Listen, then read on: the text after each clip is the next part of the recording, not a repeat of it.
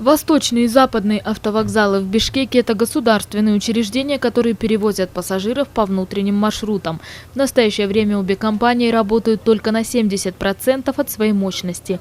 4 года назад 7 автовокзалов и 8 автостанций страны были объединены в одно предприятие.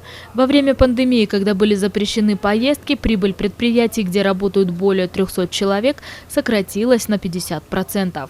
Согласно правилам организации пассажирских перевозок, мы вот этим перевозчикам, согласно решению уполномоченного органа, это структурное подразделение Минтранса, заключаем с ними контракт и оказываем услугу. То есть мы им предоставляем вот эту площадку, перрон, здесь они набирают людей, потом оформляют ведомость продажи билетов.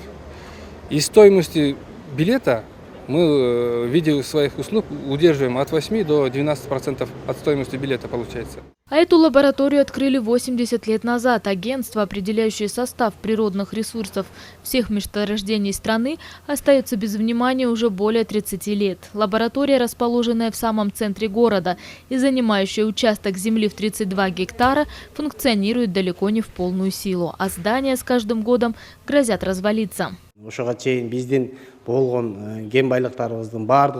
Ремонт в нашей лаборатории делался более 30 лет назад, да и оборудование здесь не обновлялось полвека. Многие наши специалисты, устав от таких условий, перевелись на частные лаборатории.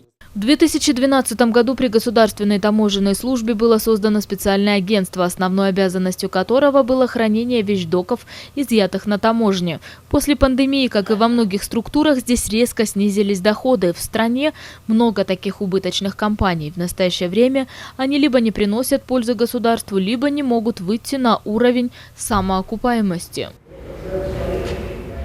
На 70 гектарах территории завода имени Ленина расположен Бишкекский машиностроительный и Бишкекский штамповочный заводы. В настоящее время используется только 30% от общей площади. Некоторые земли сдаются в аренду под различные предприятия. Оба учреждения должны стране около 200 миллионов сомов в виде налоговых отчислений. Отсюда выпускались, вся продукция уходила во весь Советский Союз. Отсутствие рынка сбыта, оно привело вот к этому. На сегодняшний день часть цехов производит свою продукцию своего назначения. Много помещений сданы в аренду. И эти арендаторы выпускают много продукции народного потребления. В настоящее время в ведении Фонда государственного имущества находятся 104 учреждения, из них 38 являются прибыльными. Кроме того, из 65 хозяйственных субъектов только 23 приносят доход. Теперь совместно с министерствами будет создана единая концепция, на основе которой компании будут приватизироваться или реструктурироваться. В настоящее время у нас 104 предприятия, из них только 20 приносят пользу государству.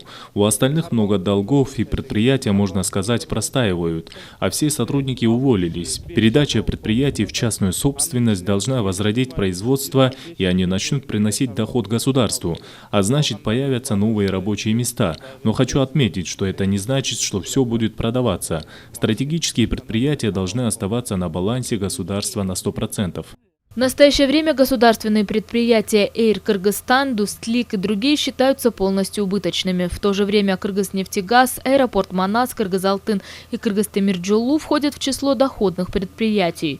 Фуге ежегодно получает около 6 миллиардов сомов прибыли от государственных предприятий. Согласно новому указу, планируется увеличить эту сумму в несколько раз. Елена Ткаченко, Тимур Садыгалиев, Ала-То 24.